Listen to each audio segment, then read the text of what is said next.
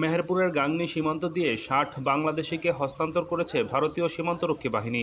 শনিবার সকালে তাদের গ্রহণের মাধ্যমে গাংনী থানায় সোপর্দ করে বর্ডার গার্ড বাংলাদেশ।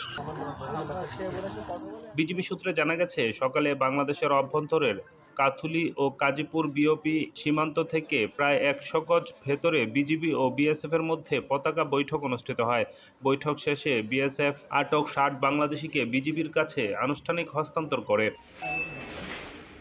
জানা গেছে, ফেরত আসা ব্যক্তিদের বাড়ি কুড়িগ্রাম ও ঠাকুরগাঁও জেলায়। তারা বিভিন্ন সময় দালালের মাধ্যমে অবৈধভাবে ভারতে প্রবেশ করেছিলেন। সেখানে বিএসএফ তাদের আটক করে ও আদালতের রায়ে বিভিন্ন সাজা শেষে তাদের দেশে ফেরত পাঠানো হয়।